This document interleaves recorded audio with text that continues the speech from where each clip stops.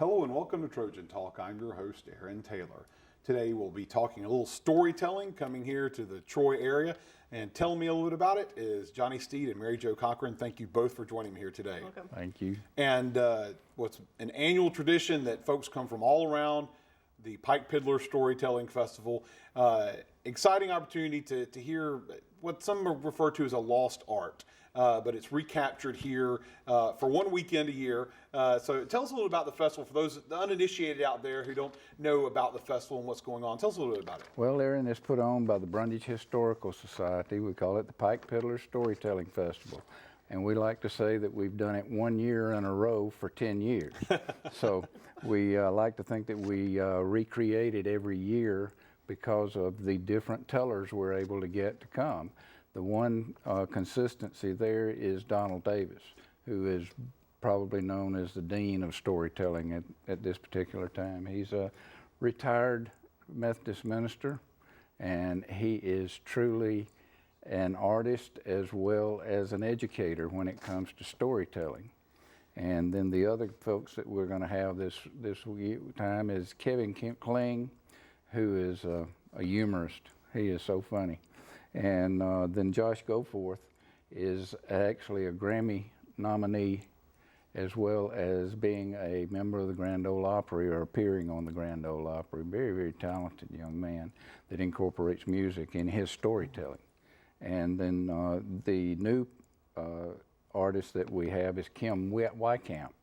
And all these folks have been recognized by the International Storytelling Festival in Jonesboro, Tennessee, which is a very, very large gathering and more or less a rule of thumb for the storytellers. So we've got some of the best here. Exactly. And one of the things we talk about storytelling, and a lot of people, older people might know, the younger people don't know, but I'll often describe it kind of as a long form, almost like stand-up comedy, but there's messages and meanings and a little bit more performance to it. So well, there's history, there's morals, there's it's clean, good A little religion. information. Exactly.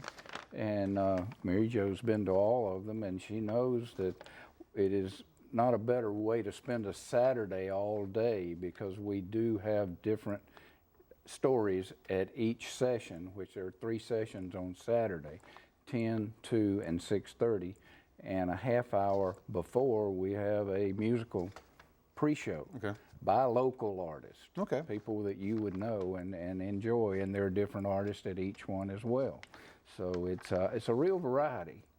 And the history, the attitudes that were brought forth. Most of these folks are close to our ages, and it's just phenomenal to sit and listen to them, and especially at the Trojan Center, because it's like they're talking to you. You're right there on top of them and enjoying it. So and we'll talk a little bit about how to get tickets later, but before we do that, Maryjo, here with the university, you talked about the opportunity there. There's an opportunity for Troy University students to get to see this for a pretty good cost. Absolutely, yeah. The best cost is it's free. Yes. And so what's really nice is the Historical Society has made this available. So at 11 o'clock on Friday, the 29th, there will be storytelling from Kim Wycamp.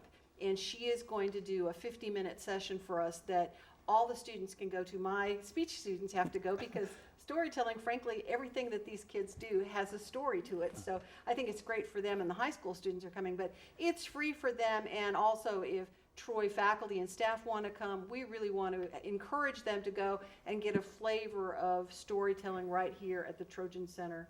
It's a wonderful Good opportunity, and it opens the Yeah. eyes to some of these students to something that they've never really seen before. Absolutely. I mean, they don't know about the lost art of storytelling like their grandparents do from listening to the radio rather than television. So I think it's a really wonderful experience, and the fact that it's free is great.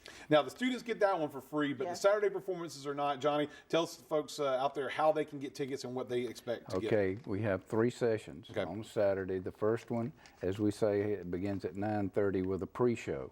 10 o'clock is when the storytelling begins, and the 10 o'clock, 2 o'clock, and then again at 6:30. And they each have the 30-minute pre-show before. And the 10 and the 6:30 are $10 each. Okay.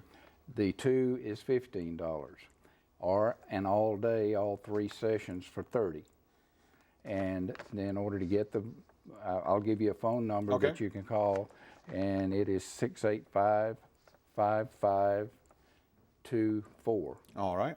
And the lady will answer, and she has all the information about the tickets, and it will be easily handled for anyone who has an interest.